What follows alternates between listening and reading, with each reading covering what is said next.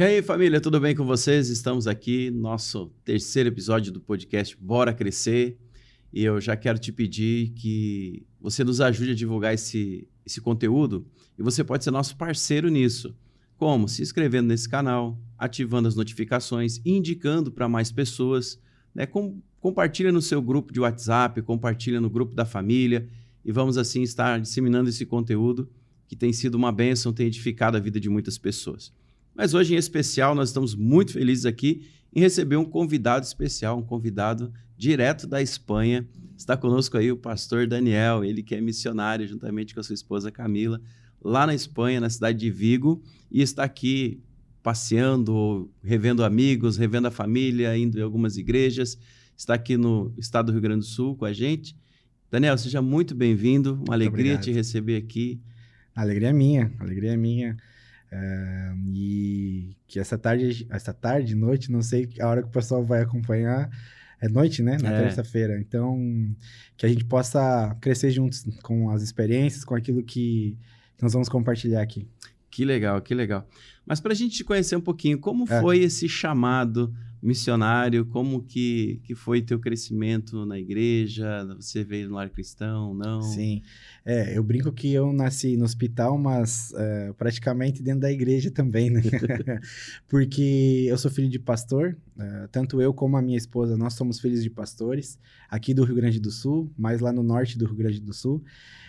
E a gente praticamente cresceu dentro da igreja, teve todas as experiências, todas as fases, a gente passou por todos os grupos, ministérios da igreja, todos os ministérios possíveis. E mais ou menos ali com 17 para 18 anos. Claro, eu tive meu encontro com Jesus na adolescência e tudo mais, mas para 17 para 18 anos eu comecei a estudar teologia e fui consagrado a pastor com 20 anos mais ou menos. Então, desde aí eu comecei a exercer o trabalho pastoral, sendo auxiliar do meu pai, que é pastor, e a minha esposa praticamente foi o mesmo trilho, o mesmo caminho. E daí, a partir dali, nós começamos a trabalhar, desenvolver projetos dentro da nossa igreja local e tudo mais. Veio o casamento, né? Eu casei mais ou menos com 24 anos, mais ou menos, por aí.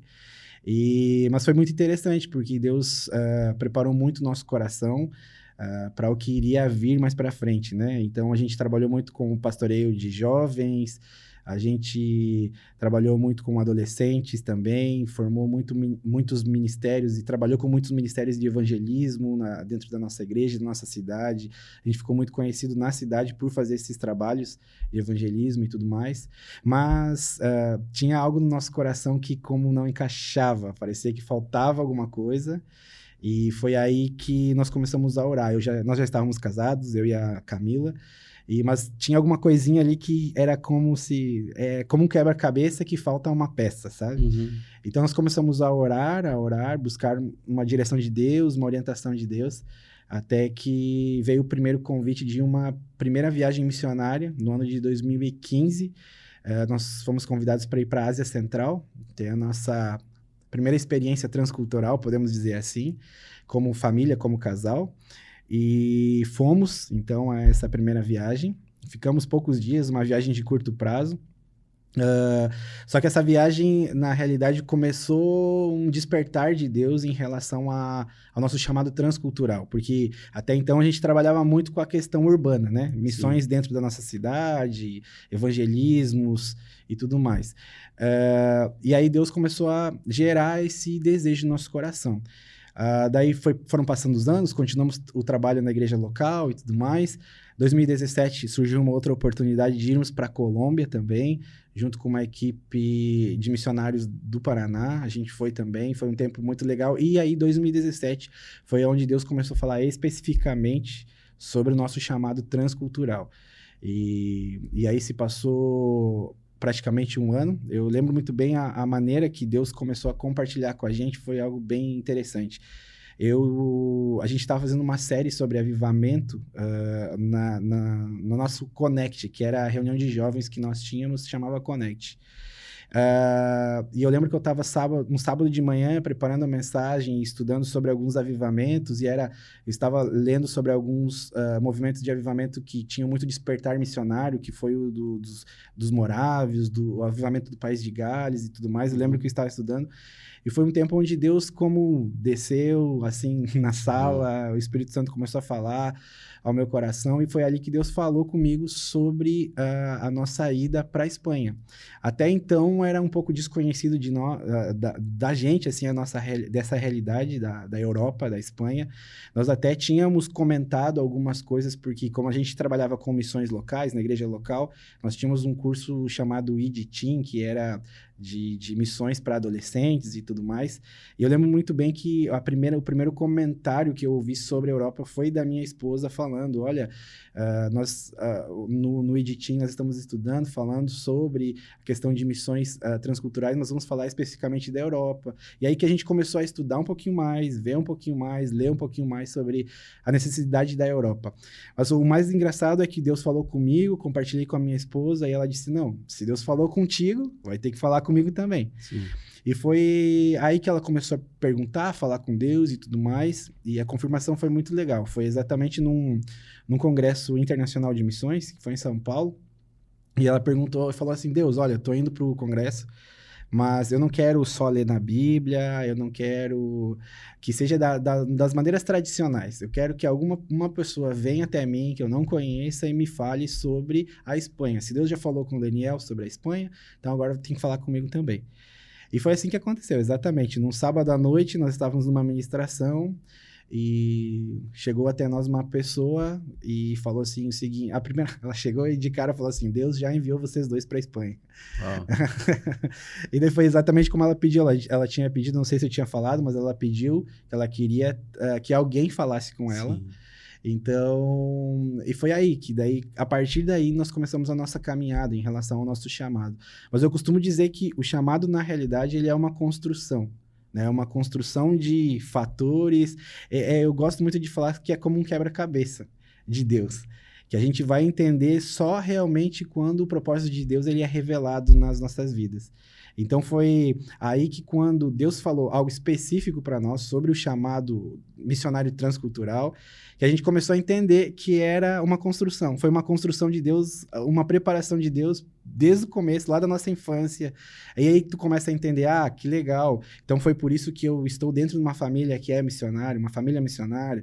É por isso que Deus me uniu com a esposa que eu tenho hoje. É por isso que Deus me uniu com todas as circunstâncias, as dificuldades, os momentos. Porque a gente vê que tudo soma para aquilo que é o propósito de Deus, né? Uhum. Então, isso que é o mais legal de você entender, descobrir o que é o chamado específico de Deus, né? O geral a gente já sabe, que é ir fazer discípulos, né? Mas o específico é muito interessante. É algo que, como de verdade, tu se sente como pleno. Aquele versículo de Efésios que fala sobre a plenitude de Deus, você se sente completo, porque era a pecinha do quebra-cabeça que faltava. Então, esse foi a forma que Deus começou a direcionar nós para a Espanha. Então, e claro, daí tem muita história para frente, talvez. Nossa, que massa, cara, que legal. E você jovem, né? Já Sim. Pastor, cresceu dentro de uma família pastoral. Sim. E com certeza teve os mesmos desafios que muito filho de pastor tem, que muito jovem cristão tem, né? Que é de olhar para as coisas desconhecidas com um olhar, tipo, como será que é isso aqui, exato, né? Exato. Como manter essa vida com Deus, né? Uhum. Diante dos desafios que a gente vê hoje em dia aí, cada vez crescendo mais, cada vez avançando mais. A gente estava... Todas as coisas, a cultura em si, ela está conduzindo pessoas para uma imoralidade, Sim. né? Um caminho de imoralidade muitas vezes, mas também para um caminho assim de não ter uma perspectiva de futuro, uhum. né? Se você pegar, por exemplo, a letra de muitas músicas que tem aí fora, você percebe que não tem muito futuro. Não. Na verdade, é quase que se você viver aquilo que você está escutando e muitas vezes cantando, você percebe que você não vai muito longe, né? Não tem muito futuro não naquilo. Tem muito futuro, cara, então eu até ia citar alguns aqui, mas acho que por causa... nem dá para citar. Mas como o jovem cristão manter aí firme? Tipo, a nossa geração, hoje as gerações, elas estão, digamos, antes nós tínhamos um espaçamento muito grande entre as gerações, né?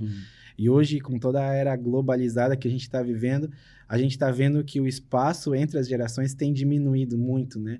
E até eu creio que é um grande desafio para nós como cristãos, como igreja, sentir e ser sensível a voz de Deus para procurar entender esse momento, porque eu creio que não é só a igreja, não é só nós como líderes, pastores, jovens, que estamos buscando ferramentas ou como lidar com essa geração ou com as próximas gerações, né?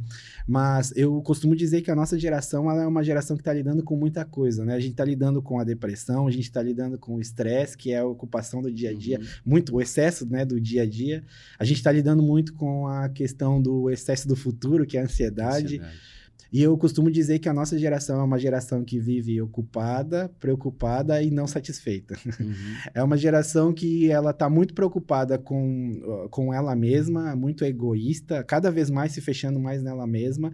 E ela é uma geração que, se você for perguntar, e eu digo geração, não digo só de jovens, adolescentes agora, mas a nossa geração está muito assim, né? Sim. Toda a geração de hoje, assim, ela é uma geração que está insatisfeita com o que ela está fazendo, com o propósito, ela não está se achando muitas vezes. E eu creio que, eu acho que não existe um conselho específico para isso, porque eu acho que, às vezes, o que foi de remédio para mim, o que foi de cura para mim, quem sabe para outras pessoas não será. Mas uma das coisas que eu digo que me ajudou muito foi o conselho ou estar perto de pessoas que, de verdade, tinham não só a mente aberta, mas que tinham um relacionamento com Deus, um relacionamento verdadeiro com Deus. Isso me ajudou muito. Porque se eu for ver a construção do meu chamado, daquilo que Deus me chamou para fazer, eu vejo que em todos os momentos da minha vida tiveram pessoas que, por palavras ou por conselhos, pessoas que me influenciaram, digamos assim, para realizar coisas que, quem sabe, automaticamente eu não faria.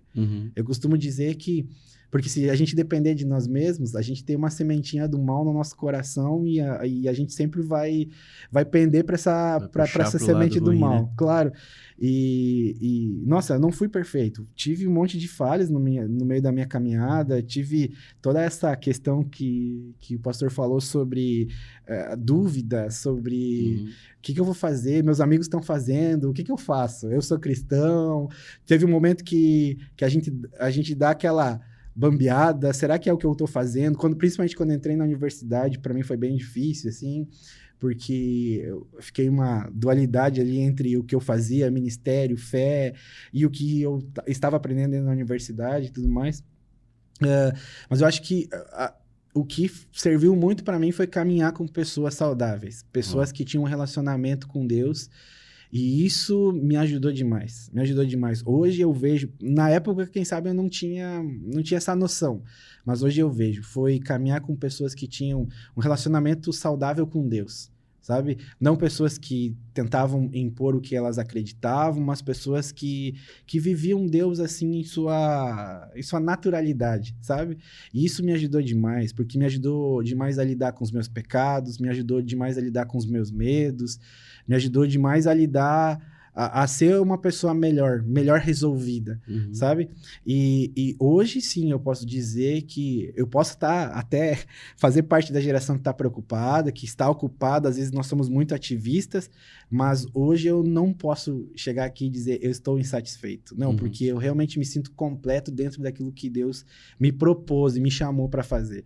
Então, eu acho que se tem algo que serviu para mim, eu acho que pode servir, é procurar pessoas que realmente sejam relevantes para ti, para tua vida, pessoas que de verdade te levem a caminhar e te deixem mais perto de Deus, sabe? E ao longo da caminhada você vai perceber. Vai ajustando as amizades, né? Porque é natural, tem pessoas que elas têm que sair da nossa vida, né? Porque elas não vão ficar ali para sempre. Eu sempre digo que, por exemplo, amigo de infância, né? É muito bom. É bom. Mas toda vez que você vai encontrar um amigo de infância, você fica meio besta. Exato. Porque você começa a lembrar os apelidos lá de trás, você começa a lembrar da zoeira, das Não, coisas. comigo tá acontecendo exatamente essas coisas. Porque eu tô já há 4 anos fora do país e claro, a gente volta. Tem amigos que a gente mantém contato, né? Uhum. Que a gente tá ali conversando e tal e tal. Mas tem amigos que a gente vai perdendo contato ao longo do tempo. E quando a gente volta, tipo agora que eu estou já há alguns anos fora, a gente volta a ter contato. As únicas histórias que a gente tem é as histórias do Lá de passado. trás, Da nossa infância, da adolescência. Então é uma coisa que não produz, às vezes, um contentamento no nosso coração, porque a gente só lembra das coisas passadas, entendeu? Então é bem interessante isso mesmo que você está falando. Mas o que você colocou das amizades ali, de estar perto de pessoas, se os nossos jovens, adolescentes, até os adultos hoje, se eles entenderem que com quem você anda determina o teu futuro, determina onde você vai chegar, nós escolheríamos melhor as nossas amizades e com quem nós andamos. É verdade. Porque é muito forte isso.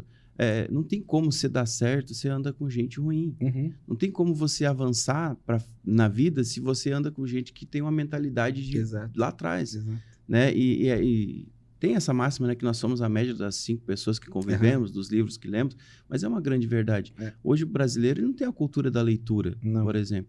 Até a gente falou alguns episódios atrás aqui sobre a questão do livro. Né? O livro, você pega às vezes para ler um livro, você vai ver ali a história de uma pessoa que demorou 30, 40 anos para escrever aquele livro e você lê em alguns dias, em algumas horas talvez. Então você absorve um conhecimento de uma vida inteira ali. Né? E ainda mais a Bíblia, né? Que é milenar. Um livro de sabedoria, um livro que nos dá direção para todos os aspectos da nossa vida. Então, nós precisamos avançar nisso, de cercar de boas amizades. Só que muitas vezes o pai e a mãe vai falar, não, você não vai andar com isso aí, né? Você não sabe de nada, eu que sei e tal, deixa eu cuidar da minha vida.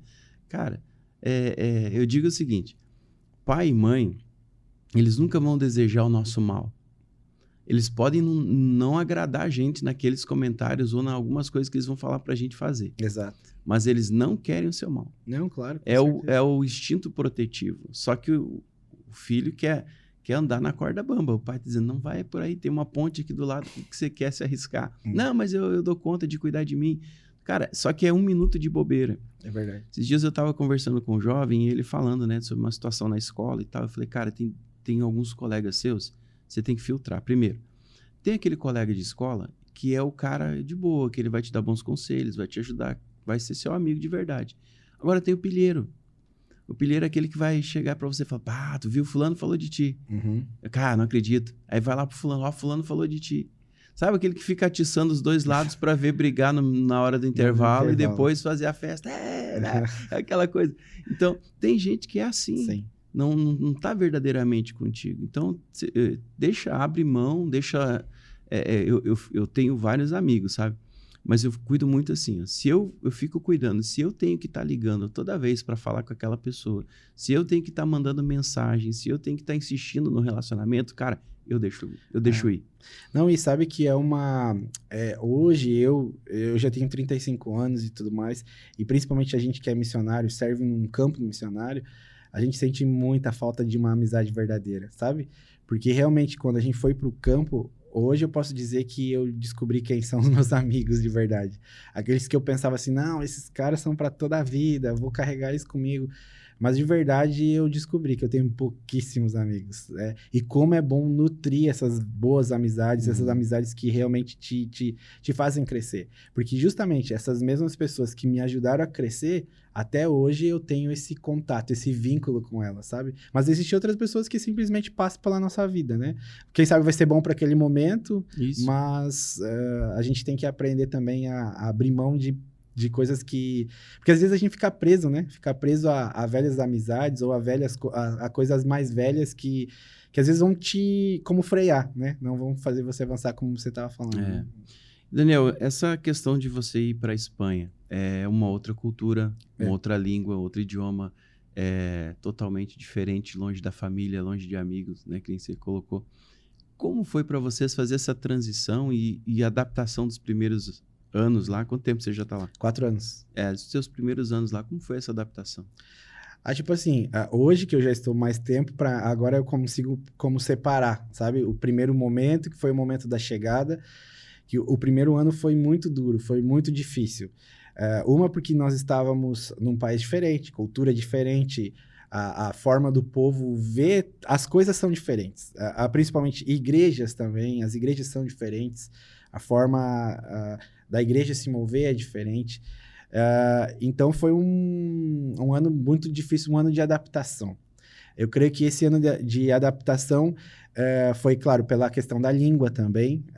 Por mais que a gente tenha aqui no Rio Grande do Sul contato com Argentina, Uruguai e tal, tem uma familiaridade em relação a palavras. É diferente, é? É bem diferente. O idioma é bem diferente. É tipo assim, é que, claro, eles falam o acento, o sotaque, no caso, muda. Só que não é só o sotaque, a forma de falar, mas são palavras. Palavras que às vezes mudam todo o sentido. Hoje eu estava ministrando aqui na escola no ETMQ e tem uma menina que é paraguaia ali. Nós começamos a conversar um pouquinho em espanhol e daí estávamos falando um pouquinho disso, né? Eu falava para ela que, por exemplo, tem palavras, por exemplo, no espanhol, no castelhano da Espanha, que, por exemplo, soa muito feio aqui se eu falar na Argentina, no Uruguai, no Paraguai, sabe? É mesmo. Tem muitas. E muitas palavras que aqui são feíssimas, lá não. É normal. É normal. É normal. Então, por exemplo, no começo foi bem difícil. Por exemplo, nos primeiros momentos, nos primeiros dias que eu comecei a pregar, tinha palavras que eu não sabia se lá era feio ou se era aqui que era feio. Confundia. Confundia. Então, tipo, não, e até eu lembro que várias vezes eu passei situações constrangedoras, que eu ia falar alguma coisa, principalmente ali quando a gente chegou, a gente começou a trabalhar com jovens, né? Dentro de uma igreja, na primeira cidade que a gente chegou. E eu lembro muito bem que eu ia falar algumas coisas e eu olhava, às vezes, pro pessoal para ver se eu tava falando certo ou não. Se eles torciam o nariz, se eles se mexiam na cadeira, eu perguntava, tá certo essa palavra ou não? Mas passei por várias situações. Até teve uma vez que eu tava falando e falei uma palavra que não soava bem lá. E depois, no final, teve um menino que falou, Dani, não é assim, tipo, essa palavra a gente entendeu o que você queria falar, mas cuida para cuidar, para falar melhor, para falar. Então foi assim, foi uma construção também, né? Então, tava falando aqui antes de nós começar, tipo, a tua forma de ler a Bíblia também muda, porque as palavras que você está acostumado a colocar, por exemplo, o Senhor é meu pastor e nada me faltará, lá às vezes muda a ordem de você expressar isso, né? Ou até, por exemplo, a aplicação do que você quer ensinar, às vezes muda, porque a aplicação que eu vou usar aqui no Brasil, de uma palavra, às vezes é cotidiano pra gente, pra eles lá não. Sim. Então tem toda essa questão que a gente tem que trabalhar, tem que estudar e isso custou um pouquinho. E claro, os desafios que todo missionário vai passar, o desafio de desafios financeiros, que no começo no começo e até agora, mas são difíceis, sabe? São transições, são fases, são momentos, são processos de Deus em você também.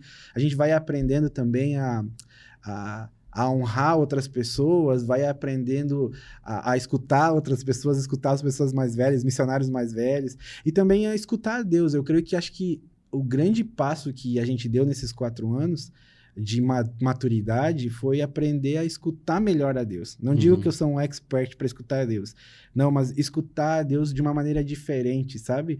De perguntar para Ele coisas que antes, quem sabe aqui eu não perguntava, eu fazia, sabe? Porque às vezes a gente também tem esse grande problema, né? De querer fazer coisas que às vezes Deus nem pediu pra gente, e isso só gera em nós cansaço, né? Só gera em nós cansaço. E a gente tem aprendido isso, a perguntar para Deus, Deus, é isso que o Senhor quer que a gente faça? Enquanto Ele não responde, a gente, claro, continua caminhando, mas buscando uma resposta de Deus para aquele momento. E a gente começou a aprender também a não se cansar demais, né? Porque às vezes no começo, quando a gente chegou, a gente estava muito verde, assim, e a gente quer fazer tudo. Não, vamos ganhar a Espanha para Jesus em 1 mês. Mas tem um processo na nossa vida, então foi uma adaptação cultural, uma adaptação de como que eu posso dizer, de tempo, porque aqui a gente saiu daqui, tipo, muito ativo. Fazendo de segunda a segunda, tendo uma atividade, sabe? Discipulado, ensino, cuidado pastoral, trabalho, não sei, de artes, evangelismo e tudo mais. E a gente chegou lá e a gente teve que dar uma pisada brusca no freio. E essa pisada, às vezes, ela dói, porque...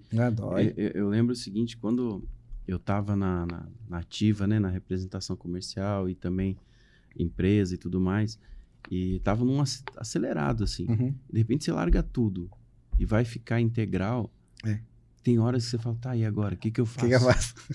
Tá, daí você pensa o seguinte, pá, eu vou me dedicar à oração, vou me dedicar à leitura. Só que você não consegue preencher todo o espaço do teu dia só com isso. Exato. É Né? verdade. E aí acaba, se você não cuidar o seu emocional, não cuidar da sua cabeça, você pode entrar na depressão. Não, entra. É fácil. E para nós, acho que o grande desafio também foi porque a gente ficou um ano, né, nessa primeira cidade que a gente, antes de estar na cidade que a gente está hoje, que é Vigo, né?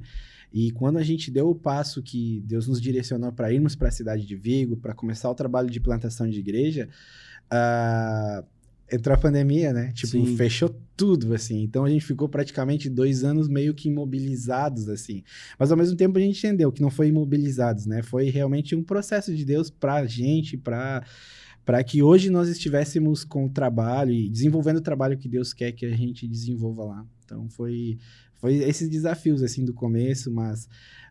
e, claro, a questão cultural é que pega todo... A gente, quando fala em missões, a gente fala do choque cultural, né? Uhum. Esse choque cultural, às vezes tem pessoas que falam, não, eu não tive choque cultural, mas a gente teve. Porque por mais que às vezes a cultura é uma cultura ocidental, não é uma cultura oriental, que é muito distante da nossa, mas são costumes diferentes, são horários diferentes. Por exemplo, a vida na Espanha começa muito mais tarde. Muito não, mas mais tarde do que aqui no Brasil. Por exemplo, aqui eu trabalhava como professor, né, em escolas. Sim. 7h30 eu estava na sala de aula, dando aula para as crianças já, né? E lá as aulas, por exemplo, começam 9 da manhã. 9 da manhã. 9 da manhã. Olha, atenção, você jovem, adolescente que não consegue acordar cedo, Vai pra Espanha. vai pra Espanha. E daí, tipo, o horário do almoço, né? Que aqui é meio-dia para nós cravado, assim, entre meio-dia e 1h. Lá sempre é entre 2, 3 da tarde. Então, tem todo um ritmo de vida diferente, né? Claro, lá a vida começa um pouquinho mais tarde, mas também ela vai e se estende um pouquinho mais tarde, sabe?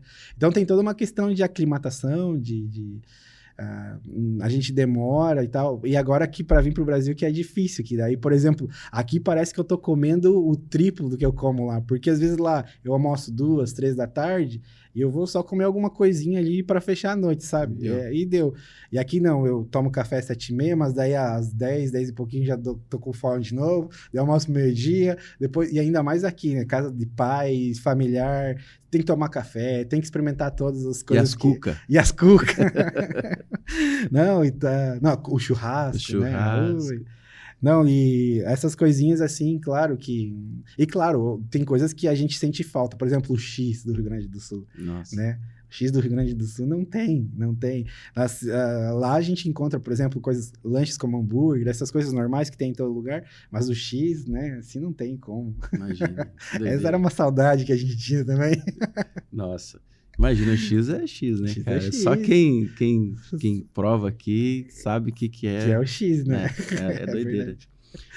Que legal. E a igreja está crescendo, a gente tem acompanhado, né? Tem recebido os informativos de vocês, tem já batizando pessoas, já Exato. com 22 pessoas na igreja, eu acho. Não, até foi engraçado, porque, tipo, um dos nossos grandes medos em vir para cá, porque a nossa igreja é nova, né? A gente começou o trabalho de plantação faz 1 ano e pouquinho, mas o local da igreja faz exatamente 1 ano, agora 1 ano e 2 meses. E a gente tava com medo de vir. Medo não, acho que é um temor, né, que a gente tem no nosso coração. Pá, igreja nova, né? O pessoal começando, a gente formando uma liderança agora e tudo mais. Mas foi muito engraçado, porque a média é 15, às vezes vem um pouquinho menos, às vezes um pouquinho mais, mas a média é essa de pessoas que estão frequentando a igreja. Membros a gente tem aí por 10, 12 mais ou menos agora no começo. Mas foi mais engraçado que o maior número de pessoas justamente aconteceu agora que a gente não estava lá. Domingo, 22 pessoas a gente tinha na ceia de domingo, sabe? Então a gente vê, né? É Deus que tá fazendo. É o cuidado né? de É o cuidado Deus, de né? Deus, é o cuidado de Deus. Porque às vezes a gente acha que é na nossa força, é a gente. E na verdade a gente tem visto que não, que é Deus e pela sua graça, né? Que a gente tá vivendo o que a gente tá vivendo. Porque eu tava falando antes também com os meninos ali, que essa questão de missões, as pessoas têm às vezes uma ideia romântica de missões, né? Porque, claro, ela vem um missionário às vezes num seminário, num congresso, num podcast, por exemplo, aí fala, eu também quero viver isso, é uma vida linda e tal, uma vida... Só que realmente é uma vida de renúncia, né? É uma vida que você precisa... Na verdade, acho que Deus trabalha mais em você do que você dar algo para Deus ou é usado como ferramenta na vida das pessoas. Porque é muito lindo ver Deus trabalhando em você. Deus, esses anos que a gente está lá, a gente viu assim, a gente é outras pessoas, de verdade. Porque é como o processo de Deus nas nossas vidas, quando você está fora, assim, da sua zona de conforto, porque o Brasil, para nós, é a nossa zona de conforto. Sim. E a gente vem e fica tranquilo, porque sabe que a gente tem familiares, tem pessoas perto, tem pessoas que a gente pode cuidar, ser cuidado e tudo mais. Então, quando Deus nos tira dessa zona de conforto, é como um processo de aceleração começa na nossa vida. E a gente viu isso. Esses 4 anos nos aceleraram de uma forma que, se quem sabe nós estivéssemos fora do propósito de Deus, não iríamos sentir esse processo de aceleramento. E agora temos um filhinho também, né? Ah, que legal. Um filhinho espanhol, né? Já nasceu na Espanha. Tem 1 ano e 2 meses, se chama Pedro. Uau. E é a primeira vez que ele está vindo para o Brasil também. Então, a gente está feliz com isso também, porque a gente vê, assim, Deus como... como um plus, né? É uma bênção. O filho é a herança do Senhor, então a gente se sente muito abençoado com ele, assim, porque é como uma resposta de que Deus está cuidando da gente também, porque esse foi um grande desafio para a gente, porque foi justamente no momento que a gente começou o trabalho de plantação de igreja, a Camila estava grávida, né, do Pedro, e o começar a igreja, o Pedro tinha 2 meses, né, um mês, nós começamos em janeiro de 2021, 2021, não, nós estamos em 23, não, 2022, janeiro de 2022, e então o Pedro nasceu também, eu creio que tem muita questão profética no nome do Pedro também, né, porque é o fundamento, Sim. Né, a pedra, e o Pedro nasceu em dezembro e a igreja nasceu em janeiro, então a gente vê isso como uma graça de Deus também, uma aprovação de Deus, podemos dizer assim, né? Daquilo que ele estava querendo fazer e fazendo nas nossas vidas, na igreja. Mas a igreja, graças a Deus, estamos num processo aí de crescimento, sim. Que legal, Dani. E o filho, ele muda tudo, né, cara? Muda tudo. A cabeça da gente. Eu costumo dizer que nós passamos a conhecer e entender melhor Deus depois que nos tornamos pais. Não, é verdade. Né? Porque você começa a ver, poxa, como deve ter sido... tenso, né, para Deus ter que entregar o seu filho, né, para morrer pela gente, né, cara? Né? E a gente sempre costuma dizer que Deus, ele teve um único filho e fez dele um missionário, né? Então, eu sempre, quando estou falando sobre missões, estou falando sobre isso. Estou dizendo, olha, é o mínimo que Deus espera de nós também, né? Sermos e cumprirmos o propósito dele. Então, mas muda tudo, muda tudo. A paternidade de Deus a gente começa a entender de uma forma diferente. Eu creio que daí, a partir de agora, a gente começa a entender a forma que ela é de verdade, né? Como Deus cuida da gente e como Ele ama a gente de verdade. Né? Acho que passa tanta coisa, porque você começa, além de entender melhor a Deus, você começa a entender melhor seus pais. Não, claro, é verdade. Isso é... Porque mesmo o cuidado que agora você tem com seu filho... Exato. Seu pai teve com você. Não, exato. Exato. E a gente começa a aprender a respeitar mais os pais. Não sei se passa isso contigo, mas comigo passou, porque... claro, quando a gente é jovem, adolescente e tal, a gente sempre tem aquele reizinho na barriga pensando, olha, não, tu não sabe nada, tu já tá ultrapassada, a tua ideia já não é eu que sei e tal, mas quando você tem filho, você começa a entender, não, era o cuidado dele, né? Era a forma dele demonstrar amor, era aconselhando, era dizendo, não vai por aí, cuida que você vai se machucar, e a gente sempre querendo achar um ponto de atrito com os pais, né? Mas graças a Deus que a gente vai amadurecendo e vai também valorizando, né, o trabalho dos pais. Que se a gente está aqui hoje é porque a graça de Deus também esteve sobre a nossa educação, né? Sobre a educação que os nossos pais nos deram. Por mais que eles têm falhas, como qualquer pai e mãe vão ter falhas, mas eu creio que hoje... a continuação daquilo que eles plantaram em nosso coração, eu acho que é a graça de Deus estendida sobre nós, então a gente tem que honrar eles. É por isso que eu acho que o mandamento mandamento com promessa, que é honrar pai e mãe, né? Eu acho que tem muito a ver com a gente também aprender a isso, a honrar os pais, honrar e agradecer a Deus pelos pais que ele nos deu, né? Porque é isso aí, é isso que nos faz ser quem nós somos. Eu vejo você é muito feliz naquilo que Deus te chamou, né? A gente vê, assim, nos teus olhos, assim, aquilo que você está realmente vivendo o seu chamado, vivendo o teu propósito, aquilo que Deus te chamou para fazer aqui na Terra e que a alegria que você passa para nós quando compartilha é que se tivesse que recomeçar tudo de novo, você recomeçaria também. Não, certeza. É porque é uma coisa assim, como eu te disse, é uma peça de um quebra-cabeça que às vezes não tem a ver com o vazio do coração antes de ter Jesus, não, mas tem a ver com o vazio de não estar cumprindo aquilo que Deus me chamou para fazer. Então, quando eu entendi isso, quando eu descobri isso, e até hoje eu compartilhava na escola. Teve muita gente que quando a gente falou Espanha, as pessoas falaram assim, Espanha, Daniel, sabe? Você vai fazer o que lá? Você quer ser missionário de vida boa, né? Você quer ir no melhor país, nos países ricos e tal. Mas o grande problema é essa falta de informação que a gente tem, né? Sobre os países da Europa hoje. E principalmente sobre... Claro, a Espanha... A Europa viveu um grande avivamento, porém as igrejas, né? Sim, não. Hoje, se você for pensar, até historicamente falando, a Europa foi um país... Claro, o cristianismo não começou na Europa, né? Ele Sim, começou no Oriente Médio, Ásia e tudo mais, mas o grande despertar da igreja foi na Europa, né? O grande despertar, podemos dizer assim, teve o século... Podemos dizer que teve do ano 1700 ao ano 1900, a igreja cristã, não a igreja protestante, mas a igreja cristã, ela teve, claro, igreja cristã e igreja protestante, né? Ela teve muitos movimentos missionários, muitos avivamentos que saíram da Europa, né? Uhum. Só a gente citando dois ali, foi dos morávios, do país de Gales, foram avivamentos que realmente revolucionaram os países, né? e muito Mudaram... significantes. Não, por exemplo, os morávios, né? Os morávios fizeram missões e enviaram mais missionários em 20 anos do que a igreja nos 200 anos anteriores, né?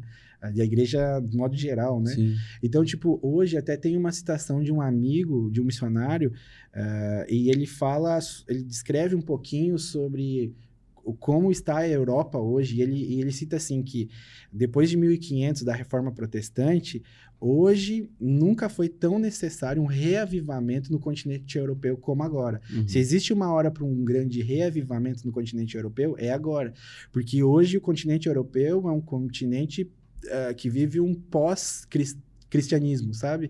É um continente que está com uma ideia totalmente secularizada, é um cristianismo que vive com uma ideia materialista, muito ligada no materialismo, no secularismo.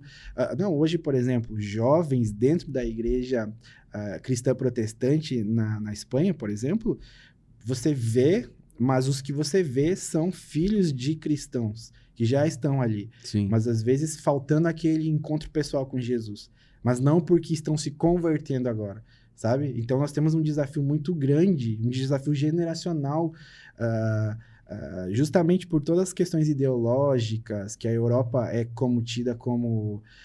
podemos dizer assim, muito evoluída, muito requintada, educada. Então, o desafio hoje de pregar o evangelho, eu creio que um dos lugares mais difíceis para se pregar o evangelho hoje é a Europa. Porque você pregar para alguém que já tem um certo conhecimento de causa, um conhecimento sobre igreja, sobre religião, é um pouco mais difícil. Né? Uma pessoa que diz assim, não existe Deus. Não existe Deus. Você vai conversar com ela, ela disse, não me fala sobre isso porque Deus não existe. Ou não quer saber, né? Ou eu não quero saber.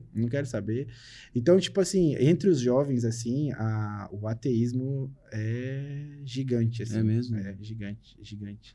Entre os jovens, por exemplo, se você vai conversar com a grande massa, a grande maioria, assim, é gigante. As pessoas não querem saber de Jesus. O gnosticismo também é muito grande na Europa também. Então, o nosso desafio é bem grande, né? O nosso desafio é clamar por um reavivamento no continente europeu, né? E a Espanha ainda tem eu falei plus antes, mas a Espanha ainda tem algo que é um pouco diferente ainda dos outros países, porque muitos dos países da Europa já reviveram, ou já viveram um mover do Senhor. Uhum. A Espanha, ela foi um dos últimos países que, digamos assim, abriu as portas para o protestantismo da Europa. Países da Europa, a Espanha foi um dos últimos.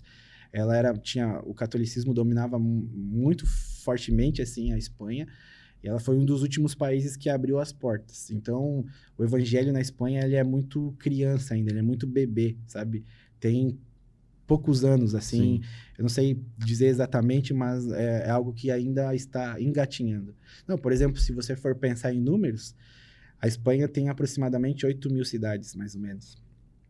Das 8.000 cidades, que existe a presença de testemunho evangélico, protestante, são mais ou menos 900 cidades. Nossa. Então, pensa que praticamente 7.000 cidades não tem presença de cristãos protestantes. Ou até tem, mas não tem igrejas, sabe? Então, onde temos igrejas plantadas são 900 cidades. Muito trabalho a ser feito. Muito trabalho, muito trabalho. O número, por exemplo, em relação à porcentagem, são menos de 2% da população. Eu estava vendo o último censo de evangélicos protestantes na Espanha. A Espanha tem 47 milhões de pessoas. Dos 47 milhões de pessoas, são 450 mil pessoas são cristãos protestantes. Então, é uma média entre 1 e 2%, sabe? Da população. Então, tem muito campo, sabe? Então, nós falávamos sobre o nosso chamado para a Espanha, muitas pessoas, amigos, parentes, até pastores falavam, não, vocês não precisam ir para lá, tem muito trabalho a ser feito e tal, e tal. É que a pessoa tem, às vezes, um conceito achando que missões tem que ser direcionado para a África, Não, tem que ser exato. direcionado... Não que não tenha, né? Mas eu entendo que o chamado, ele é pessoal, ele é intransferível. Deus, ele te chamou, Exato. ele te comissionou, ardeu teu coração. Vai, é porque ele tem algo para ti lá, Exato. específico. E até, por exemplo, hoje, continentes como a África, até a gente tem relatos de alguns missionários falando que hoje o continente africano como se inchou muito de presença de missionários, de igrejas evangélicas. Então, o que era há 10, 15 anos atrás uma necessidade muito grande, não digo que não tenha necessidade, Sim, tem sim. muita necessidade, mas hoje os nossos olhos precisam se voltar para aquilo que realmente, como podemos dizer assim, que não é só uma necessidade social, não é só uma necessidade econômica, mas é uma necessidade de salvação, uma necessidade de conhecer o verdadeiro, né? E a Europa hoje ela está necessitando de verdade de um novo reavivamento, assim, porque... E nós como brasileiros que temos esse conhecimento, porque o Brasil hoje só fica atrás dos Estados Unidos em relação a enviar missionários, né? Só estamos atrás dos Estados Unidos.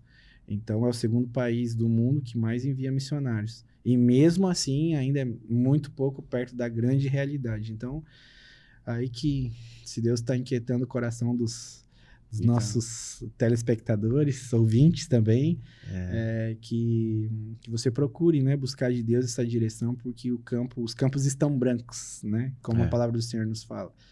E que o Senhor, e a gente ora, né, para que o Senhor da colheita mande mais trabalhadores. Isso. E é incrível porque as pessoas, elas não sabem, às vezes, por onde começar o seu chamado, né?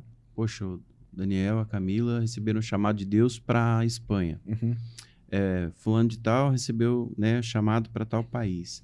Alguns para fazer missões urbanas, outros para irem para outro estado, para os ribeirinhos, enfim. E eu vejo, não sei se eu estiver errado, você me corrige. Eu penso que o jovem, o irmão, a irmã, dentro da igreja local, ele tem que ser experimentado em todas as áreas da igreja local. Servir em todas as áreas, departamento, vai lá, experimenta, porque você só vai descobrir, de fato, o que queima o teu coração quando você estiver fazendo. Exato.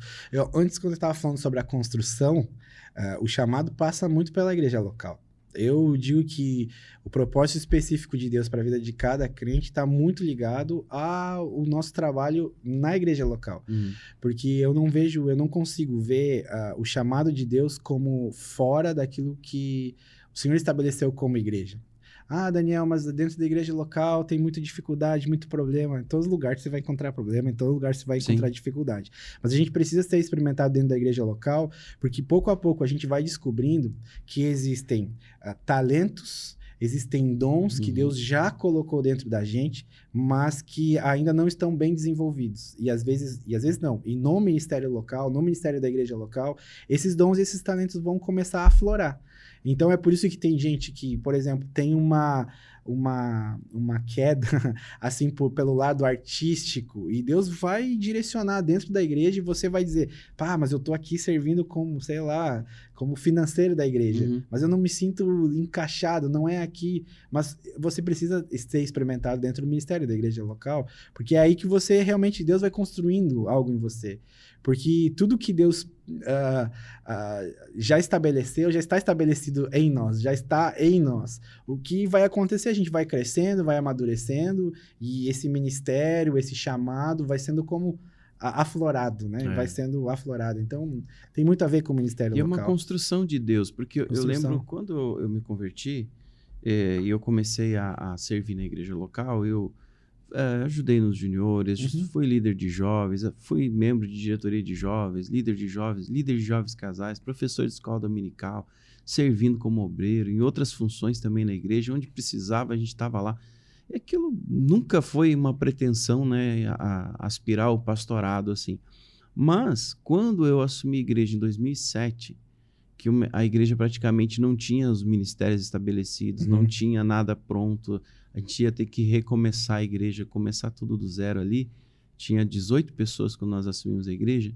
Cara, eu já tinha a experiência de ter servido nesses ministérios, o que me capacitou para poder levantar dentro da própria igreja local. Então, às vezes, as pessoas perguntam, poxa, tem gente que vai estar fazendo uma função dentro da igreja local, mas ele quer morrer naquela função. Né? Ele já planejou a aposentadoria dele naquela função. E às vezes Deus está querendo transicionar ele. Olha, você serviu nos adolescentes, bora para os jovens. Os jovens, bora para a família. Bora, né? Deus está querendo transicionar para quê? Para que você tenha experiências, para que lá na frente ele possa te usar nas determinadas áreas que ele já preparou para ti. Seja para assumir uma igreja local, seja para abrir, plantar uma igreja como vocês estão fazendo. Eu tenho certeza que as experiências que tu e a Camila tiveram na juventude de vocês, na formação ministerial de vocês, é o que vocês estão usando hoje para plantar a igreja lá na Espanha. Exato, porque quando você trabalha dentro de uma igreja local, automaticamente você conhece as coisas boas, as coisas ruins de estar servindo, de estar trabalhando com pessoas, de estar... então, é como um ajuste, né? A gente vai conhecendo bastidores, como a gente tem que fazer, e claro, cada etapa tem os seus lados positivos, seus lados negativos, mas é tudo isso que faz uma construção, né? A construção daquilo que Deus está fazendo em nós é toda essa mescla essa junção de coisas, né? De funções que a gente vai viver. Não, com certeza. Por exemplo, na igreja lá, a gente começou, não tinha músico. Então, a gente teve que fazer música, teve que pregar, teve que... por exemplo, não tinha gente que cuidasse das finanças da igreja, a gente teve que cuidar. Não tinha gente para limpar, era a gente que tinha que limpar. Então, se eu não tivesse, ou se eu tivesse falado assim na igreja local, não, essa não é minha função, deixa que outro faça. Eu, quem sabe, nunca iria botar a mão numa vassoura ou num rodo ou numa mangueira para lavar a igreja, para limpar a igreja, entendeu? Sim. Então, tipo, é isso. Por isso que eu acho que eu comecei hoje falando sobre o que eu passei por todos os ministérios da igreja.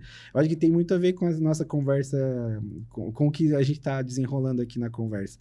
Porque foi uma construção e hoje eu sei fazer, sabe? Sim. É como, por exemplo, a comida, né? A minha mãe, ela foi uma mulher que me ensinou a cozinhar algumas coisas. Porque eles saíam muito, eram pastores, tinham que fazer visitas, e eu voltava da escola, tinha uma irmã mais nova, e às vezes eles deixavam as coisas meio pré-encaminhadas, e eu terminava ali pra gente ir comendo e tal, porque às vezes já tinha que sair pra aula de novo de tarde, ou coisas assim. E hoje... eu só sei, e estou usando isso dentro da minha casa hoje com a minha família. Por exemplo, agora quando nasceu o Pedro, que eu tive que fazer tudo... Não fiz só agora, né? Faço sempre. Mas é isso, sabe? São as experiências passadas, aquilo que... Deus proporciona essas coisas pra gente, né? Pra gente saber que vai ter um momento que a gente vai precisar. Nada, acho que nenhuma informação nada é demais, né? Uma leitura, um podcast que a gente vê, que a gente assiste de boa informação, nada vai ser jogado fora, né? Porque Deus pode usar aquilo, e eu creio que Deus usa muito as coisas que estão ao nosso redor, que a gente disponibiliza ele como ferramentas, né? Eu falava com o Gessé, a gente estava falando assim, olha, eu acho que é o momento de... Porque Deus vai usar aquilo que eu tenho na minha mão, né? Então, quanto maior a capacidade que eu disponibilizar para Deus, Deus é um Deus todo-poderoso que vai, ele é grande, ele vai encher conforme a minha capacidade. Então, quanto mais eu souber, quanto mais eu estudar, quanto mais eu me dedicar, quanto mais eu ampliar a minha tenda, é a capacidade que eu vou disponibilizar e dizer, Deus, estou aqui, me enche e faça de mim o que o Senhor quer. Então, é isso, né? Então, a gente precisa entender que, às vezes, uma coisa tão simples como limpar uma igreja, como ajudar na limpeza, como, sei lá, recolher o lixo da igreja, como servir nos adolescentes, ser secretário de alguma função na igreja, tudo isso vai como ampliando a nossa capacidade para que quando Deus queira, a gente está ali disponível e tem esse espaço livre, né? A gente criou um espaço para Deus, né? Sim. Então, acho que isso é interessante. Que show, que massa. Eu entendo que a igreja local, ela tem um papel muito importante na vida missionária, né? Vamos assim falar. Porque é muitas vezes ali que vai ser enviado o missionário, mas também a igreja, quando eu falo igreja também, eu queria até deixar assim, vamos entender como os irmãos, né? Nós somos a igreja, mas vamos entender que cada crente, cada irmão lá da igreja, ele tem um papel fundamental na vida missionária. Porque apesar de alguns não terem um chamado específico transcultural para sair, seja para fora do país, seja para outro estado, mas ele pode contribuir com quem já está no campo missionário. Exato. Ele pode orar pelas pessoas que já estão no campo missionário ou para que Deus mande mais trabalhadores para a seara. E só que assim, o que eu vejo às vezes é que precisa melhorar, que a gente como igreja aqui no Brasil precisa melhorar muito, é criar essa cultura para que os membros possam entender e ajudar. E eu te digo assim, Daniel, não é nem empatia, né? Porque o fato de empatia é eu me colocar no lugar do Daniel. Vou me colocar no lugar do Daniel e vou entender um pouquinho da cidade que ele está morando lá na Espanha, que ele está servindo lá na Espanha, das dificuldades que o Daniel tem. Mas, na verdade, o Senhor tem que trabalhar em nós a compaixão. Exato. A compaixão de eu sentir a dor que o Daniel está sentindo. Exato. Pô, ele deixou a sua família, deixou a sua casa, deixou seu pai, sua mãe, a sua família toda, seus amigos, sua igreja, abriu mão de tudo isso para servir uma nação que originalmente não é a nação dele, mas que ele adotou no coração, que ele ama. E isso é incrível, porque, tipo, normalmente as pessoas perguntam, né? Daniel, tipo, você tem saudade do Brasil? Eu tenho saudade de quem está no Brasil, tipo, da minha família, dos meus amigos que eu tenho aqui. Tenho saudade, mas é como se Deus, de verdade, Deus colocou um amor tão grande, eu acho que tem a ver com isso que o senhor está falando, Deus colocou um amor tão grande pelo país, pela Espanha, que hoje eu me sinto um pouco espanhol. Por pouco tempo que eu tô lá, eu já me sinto um pouco parte da cultura, já me sinto um espanhol, já tenho um time que mexe com o meu coração, não é só o Inter, não. Não, mas tá aí, nóis. Não é só o Inter. Então... Deixa eu ver aqui, na semana passada era um gremista. Tem que vir o Colorado pra tem que vir. Então, tipo, claro, a gente tá brincando, né? Mas sim, mais pra gente ter essa noção de que é Deus que faz essas coisas, sabe? Então, a gente precisa realmente orar por isso. Senhor, a nossa igreja, a igreja do Senhor, ela precisa parar de se preocupar. Às vezes parece uma palavra dura, né? Mas a gente é muito egoísta. A gente se preocupa muitas vezes só com a gente mesmo, né? Eu digo isso por mim mesmo, porque muitas vezes eu estou na Espanha, mas eu estou preocupado mais comigo mesmo do que com as pessoas que estão sofrendo sem Jesus. Daniel, mas tu não é missionário? Sim, mas tem muitos momentos que eu sou egoísta. Eu penso as coisas para mim, eu quero o meu benefício, sabe? Então, eu acho que a igreja do Senhor, ela precisa... eu acho que é justamente essa frase, não é empatia, é compaixão. É compaixão, porque se eu entender qual que é a missão da igreja, se eu entender que o Senhor me chamou para ser missional, é uma palavra que está bem de moda. O que é o ser missional? É o ser intencional. É eu fazer as coisas para que realmente a glória seja de Deus, para que Deus seja glorificado através daquilo que eu estou fazendo. Ou seja, então, se eu estou aqui e não posso ir, quem sabe, com os meus pés para a Espanha, mas eu entendo, porque tem também aquelas pessoas que às vezes não precisa ir para outro país, é só aqui, a gente pode trabalhar só aqui. Não, a gente tem que entender que todas as pessoas, quando Jesus fala de todas as nações, todas as pessoas, seja do meu bairro, seja meu familiar, seja a pessoa lá da Espanha, do Oriente Médio, todas as pessoas precisam conhecer Jesus. Elas precisam entender o que Jesus fez e quem é Jesus. Só que a gente também não pode negligenciar que existem pessoas. Eu que tenho chamado transcultural, eu não posso chegar aqui para te dizer, não, o chamado transcultural é o que você tem que fazer. Não, porque aí eu estou anulando tudo que eu falei aqui, porque é algo específico de Deus. Eu vou estar anulando o trabalho do irmão que trabalha ali, sei lá, com centro de recuperação, vou estar anulando o trabalho do irmão que prega na rua, eu vou estar anulando o trabalho do irmão. Então não é assim. As coisas não funcionam assim. A gente realmente precisa ter compaixão, mas não só daquelas coisas que nos trazem benefício. Não, vamos falar do transcultural porque vai me trazer um benefício. As pessoas vão olhar para mim com um olhar de compaixão. Não. É um olhar de compaixão do coração de Deus. Como é o coração de Deus? Como Deus olha para esta nação? Como Deus olha para o Brasil? Como Deus olha para o meu bairro? Como Deus olha para a minha igreja? Para os meus familiares? E se a gente tivesse esse olhar, quem sabe eu não vou estar lá na Espanha, mas eu vou orar pelos aqueles que estão. Vou orar pelos missionários. Deus, fortalece os missionários lá. Deus, eu não tenho dinheiro para ofertar, para abençoar eles lá, para sustentar eles lá, mas eu posso orar, então eu vou orar, Senhor. Cuida deles lá. A intercessão tem um poder fantástico. Tem um poder fantástico. Não, e quando a gente fala de missões, a gente sempre fala de um tripé missional, né? A gente fala que missões se fazem com os pés dos que vão, os joelhos dos que oram e as mãos dos que trabalham, que sustentam, né? Então, a gente precisa entender isso, porque se a gente tivesse compaixão, mais compaixão no nosso coração, quem sabe eu não tô lá, mas eu sei que o trabalho que Deus me deu é para que o dinheiro que eu ganho com o meu trabalho é para a glória de Deus. Então, eu vou usar isso para a glória de Deus.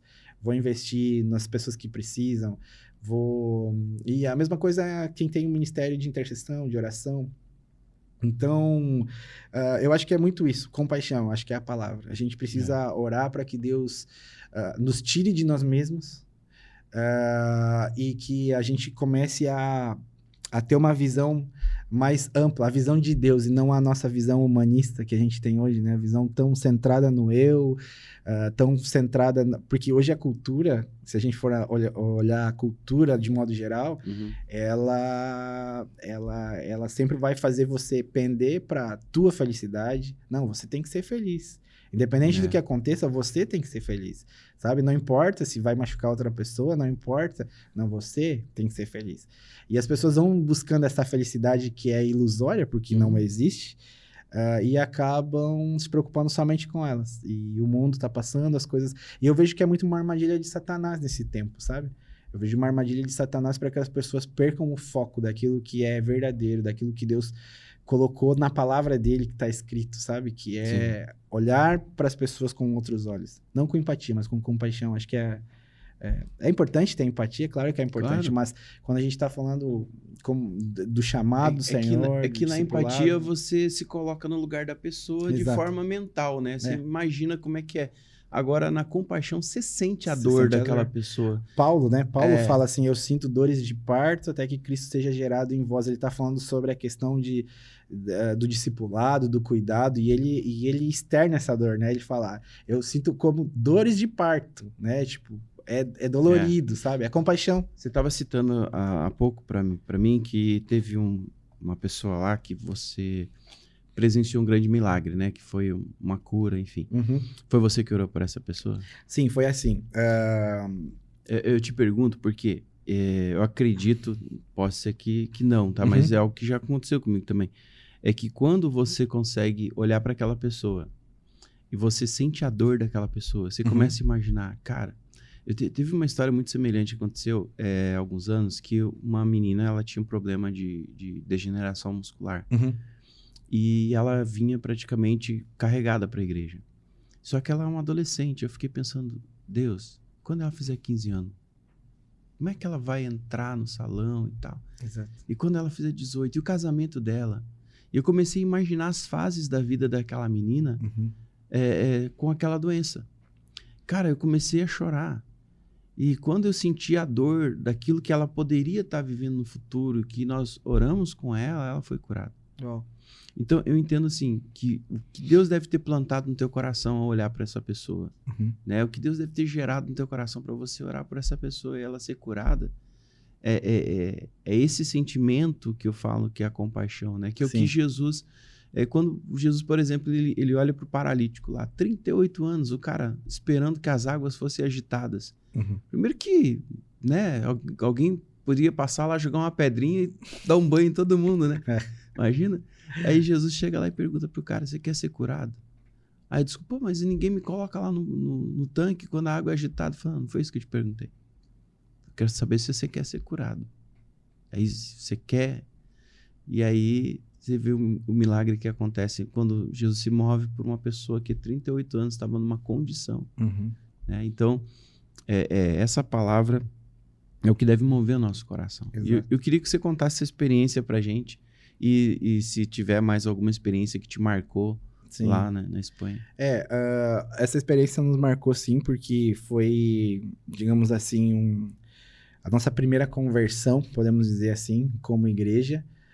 Um menino, nem vou falar o nome, é melhor que não. Mas é um menino que ele tinha alguns problemas não, ele tinha a doença diagnosticada como esquizofrenia, né?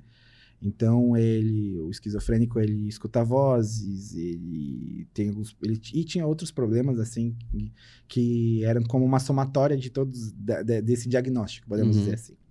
E daí foi muito interessante, porque aí a gente viu como é Deus, né? Agindo no meio... Agindo. Quando Deus tem um plano, ninguém pode parar. Então, beleza. Esse menino, ele tinha saído do hospital, porque ele tinha ficado na ala psiquiátrica 1 mês ali, tipo, internado e tudo mais. E ele saiu e estava passando na frente da nossa igreja. E a nossa igreja tem uma placa que, em português, seria Centro Cristão Vida Nova. Nós fazemos parte da família das igrejas quadrangulares, mas na Espanha a gente tem essa liberdade de colocar nomes, enfim. Então, em português seria Centro Cristão Vida Nova. E ele leu aquela frase e foi, tipo, ele nos disse que foi como uma voz falasse com ele. Ele já estava acostumado a escutar essas vozes da esquizofrenia e disse, você precisa de uma vida nova. É verdade, eu preciso de uma vida nova. Então, ele entrou na igreja. Ele entrou, veio... naquele dia não tinha reunião, ele foi lá, viu que era no domingo, veio no primeiro domingo, veio no segundo domingo, veio no terceiro, recebeu a Cristo no seu coração. Foi o nosso primeiro batismo que a gente teve. E a gente tem um acompanhamento que a gente estava fazendo e faz, né, que é o discipulado, que a gente cuida, assim, das pessoas... o cuidado inicial das pessoas e tal, estávamos falando e ele começou a contar as coisas. E foi muito interessante que ele disse o seguinte, olha, a partir do momento que eu entrei aqui dentro da igreja, que eu recebi Jesus no meu coração, eu nem impus a mão sobre ele, eu não orei sobre ele, é por isso que a gente precisa... Deus é Deus, né? Deus tem suas formas. Esse menino falou assim, eu simplesmente parei de escutar as vozes. Nunca mais escutei vozes. Ele me contou uma série de outras coisas que acontecia com ele, de problemas que ele tinha. Ele disse que simplesmente sumiu. Todos os sintomas da esquizofrenia sumiram. E eu perguntei, uau, cara, isso é muito forte, cara, é forte. E daí ele começou a compartilhar. Eu lembro que ele compartilhou isso para mim. Daí, no outra semana, nós tínhamos um discipulado em grupo. Ele compartilhou. Todo mundo ficou assim, uau, cara... Deus ainda está fazendo essas coisas, sabe? Sim. Então, é muito louco porque, claro, ele está num processo ainda de conversão, de cuidado e tudo mais, mas Deus ali se mostrou, tipo... E também nos deu como como que eu posso falar? Eu não sei qual a palavra que eu posso dizer, mas como nos deu um clique, assim, sabe? que Deus realmente está se movendo para algo sobrenatural e as pessoas na Espanha têm muito essa sede, porque você vive num país que tem muito feriado de santos, podemos dizer assim. As pessoas conhecem sobre Deus, tem, por causa da religião que impera no país ainda. E as pessoas sabem quem é Jesus, o que Jesus fez, porque eles foram na igreja pequenininho, eles conhecem toda a questão histórica, mas conhecem o Jesus histórico e tudo mais, mas eles estão realmente precisando dessas experiências. Então, muitos dos evangelismos que assim, Deus tem nos direcionado a não só apenas em relação a servir eles, porque foi desde o começo, quando nós chegamos na Espanha, Deus nos deu um direcionamento. Sirva esse povo. É isso que eles precisam, que vocês sirvam eles. Então, todos os evangelismos que Deus nos direcionou foi para servir o povo. E agora Deus tem nos dado um outro clique, além do servir, Deus está nos movendo para o lado sobrenatural, sabe? Evangelismo sobrenatural. Com palavras de sabedoria, palavras de conhecimento. Deus está nos levando para esse lado, porque a gente tem visto que são as experiências que as pessoas ficam, uau, tipo, Jesus é real. Mexe, né? Ele é vivo, sabe? Então, essa experiência para nós foi muito interessante, muito importante. Foi como, assim, fortaleceu o grupo de discipulado que nós tínhamos. Eles ficaram assim, uau, tipo, Jesus está aqui, sabe? Esse é o caminho. Então, foi bem interessante. A gente contou isso na igreja. A igreja também, tipo, foi como animada, sabe? Revigorada em relação a isso. Então, a gente também está feliz de estar caminhando de acordo com o que o Senhor está ministrando também em nosso coração em relação a isso. E show. Dani, para a gente encerrar, deixar uma palavrinha aí para quem está nos acompanhando pelo YouTube, pelo Spotify, também por transmissão. Uma palavra, eu acho que é o tempo de nós deixarmos as nossas coisas de lado. Eu acho que é tempo de nós vivermos um relacionamento com Deus mais saudável, longe do ativismo religioso, e porque muitas vezes a gente acaba esquecendo que a gente precisa estar com Deus. Esse é o chamado principal. Beleza, Deus me enviou para as nações, vamos fazer discípulos, mas para que a gente faça discípulos como Deus quer que a gente faça, a gente precisa escutar. Uma das coisas que me chama muita atenção nesse tempo, escutar a Deus no caso, né? Uma das coisas que me chama muita atenção é que, se a gente vai ler o que Jesus fez aqui na Terra, Jesus simplesmente repetia ou operava milagres, sinais, maravilhas, em situações onde ele ouvia o Pai primeiro. Então, ele sempre ouvia do Pai, falava com o Pai e ele reproduzia aquilo que o Pai estava pedindo para ele. E eu creio que o grande motivo, às vezes, do nosso cansaço, do nosso esgotamento como filhos de Deus, como pastores, como líderes e tudo mais, é porque nós estamos fazendo muito ou muitas coisas que Deus não nos pediu para fazer. Nós estamos fazendo porque a gente acha que é bom. Muitas vezes Deus vai abençoar porque Ele é um Deus de graça, um Deus de misericórdia, vai cuidar, vai abençoar os projetos e tudo mais. Mas às vezes esses projetos estão virando estão gerando em nós mais cansaço do que descanso em Deus.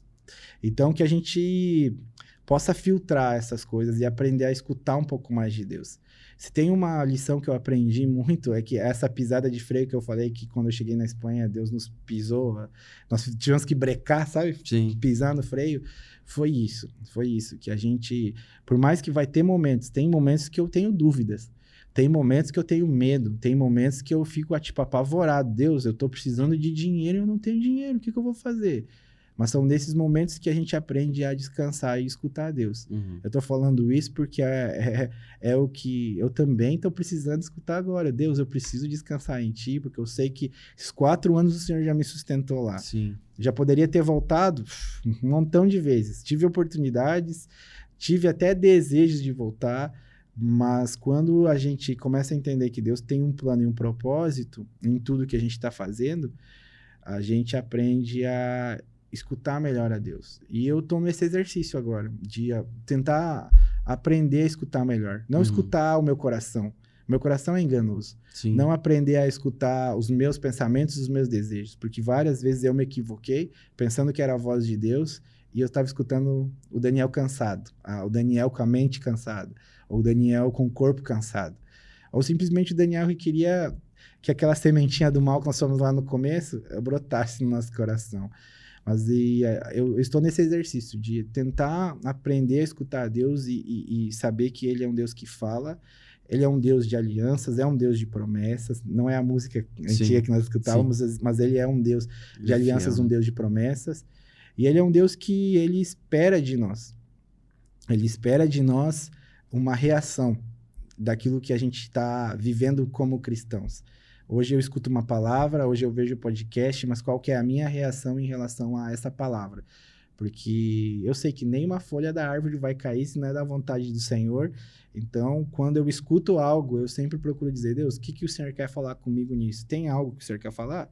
Às vezes Ele vai falar, e tem algumas vezes que não. Então, tipo, é isso. Acho que é escutar o que realmente Deus quer para a sua vida, mas não também confiar no teu ouvido e não confiar no teu coração. Porque às vezes a gente fala, né, que é Deus falou comigo, Deus falou comigo. Mas é a minha voz, né? E é isso que eu tenho aprendido nesses últimos tempos, porque às vezes eu me enrosquei muito nesses 4 anos, porque às vezes eu dizia, não, Deus está falando comigo. E na realidade a gente sabe que a confirmação da voz de Deus é a palavra, né? A gente pode escutar coisas, beleza, estou escutando a voz de Deus e tal. Mas beleza, e o que a palavra está falando sobre isso? Então, a gente tem aprendido também a ter uma palavra para ter uma palavra para direção, porque toda a nossa vida na Espanha teve uma palavra chave, né? Uma palavra-chave para aquele tempo, para aquele momento, e a gente sempre busca isso, porque é a palavra que vai nos guiar a sermos filhos de acordo com o coração do Pai. Então, eu acho que seria isso que eu teria de... Eu digo que, às vezes, as nossas decisões, elas devem ser tomadas... Por isso que é importante que você está falando sobre a questão do descanso.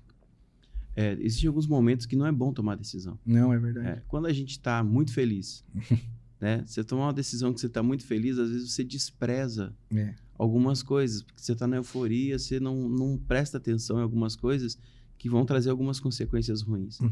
Quando você está muito cansado, você tomar a decisão que você está muito cansado, você vai acelerar para se livrar daquilo. Exato. Você vai passar por cima de algumas informações que são relevantes ali. E quando você está muito triste, melancólico, abatido, não toma a decisão. Descansa, relaxa, põe a cabeça no lugar, né? Peça uma palavra para Deus, né? Uma palavra de direção para o Senhor. Eu acho que é isso aí, Daniel. Você colocou muito bem para a gente aqui. Quero te agradecer pelo carinho, pela disponibilidade de estar aqui, né? Eu sei que você veio dar uma aula aqui perto, na escola, na ETMQ, mas tirou esse tempinho para estar com a gente. Muito obrigado. Obrigado pelo convite também. E só falar para o pessoal que está assistindo, escutando, sempre quando vocês lembrarem da Espanha, quando vocês ouvirem alguma notícia da Espanha, lembrem do Daniel, da Camila e do Pedro, orem por nós. Deixa as redes sociais de vocês pra gente aí. Sim, eu deixo, se eu lembrar de cabeça. Sim, a gente tem Instagram. Eu vou ter que pegar. Pega aí pra gente, é importante. Deixa eu ver. O pessoal de seguir vocês e acompanhar o trabalho de vocês também. Deixa eu ver aqui. Vamos lá. O meu, então, está como Daniel_Alves de Oliveira. Você pode buscar lá. E no Instagram, né? O da minha esposa é o @Camila_Rieth, com Rieth. Você pode seguir também a página da nossa igreja lá da Espanha, é @VidaNuevaVigo. E é isso, essas são as nossas redes sociais. Show. Você pode acompanhar aí, para você também ficar sabendo, né? Até mesmo, por exemplo, tem pessoas que falam assim, não, Deus está falando comigo enquanto você está falando aí no podcast e tal. Você pode entrar em contato com a gente nas redes sociais, a gente vai mandar, todos os meses a gente manda um informativo, né? De o que está acontecendo, quais são os motivos de oração e tal. Então, se você quiser fazer parte, né? Se o pessoal quiser fazer parte desse grupo que recebe os informativos para estarem orando e sabendo mais das missões ou da missão na Espanha, você pode entrar em contato com nós aí via Instagram e a gente vai enviar para você sim, todo mês. Show de bola. Obrigado, Daniel. Valeu. Deixa eu falar com você agora, então. Eu quero fazer 2 indicações importantes aqui para você, que está nos acompanhando nessa transmissão. Nós temos 2 parceiros aí que estão com a gente desde o primeiro episódio aí do nosso podcast, Bora Crescer, que é a Perfect Car, né, que fica aqui na Avenida do Nazário, aqui em Canoas. Você precisa de polimento para o seu carro, deu aquele arranhão, deu aquela batida inesperada, você não sabe, alguém de confiança, alguém honesto, alguém de confiança que vai fazer um bom trabalho para você, procura o Christian lá na Perfect Car, tá aqui, o endereço está aparecendo na tela para você. e com certeza ele vai te dar um bom orçamento. Diga que você acompanhou aqui pelo podcast e que chora lá um desconto, que ele dá um desconto para você. Também Livraria e Papelaria Suprema aqui em Canoas, no bairro Guajuviras, tudo em material cristão, Bíblia, livros, camisetas, tudo que você precisar. Tem ali materiais para presente e alguma coisa também de materiais de escritório e papelaria. Você, na rua 17 de abril, número 69, bem próximo à lotérica aqui do bairro Guajuviras, são os nossos apoiadores, estão com a gente aqui no Bora Crescer. Gostou do tema? Gostou de tudo que falamos aqui? Você pode enviar para mais pessoas, você pode nos ajudar a divulgar esse canal. Basta se inscrever, ativar o sininho, as notificações, para você receber toda vez que surgir um vídeo novo aqui, você vai ser notificado e informado para você acompanhar. Meu povo, muito obrigado pela companhia de vocês. Mais uma terça-feira, que Deus abençoe grandemente a vida de vocês. Daniel, mais uma vez, muito obrigado. Que Deus te abençoe. Você, a Camila e o Pedro, pelo carinho de estar com a gente aqui. Sucesso lá em Vigo, que a igreja multiplique, cresça, que vocês expandam cada vez mais. Eu tenho certeza que Deus é com vocês e que vocês vão conquistar essa cidade para o Senhor Jesus. Em nome de Jesus. Amém. Amém? Amém. Isso aí. Deus abençoe e não esqueça, bora crescer. Grande abraço.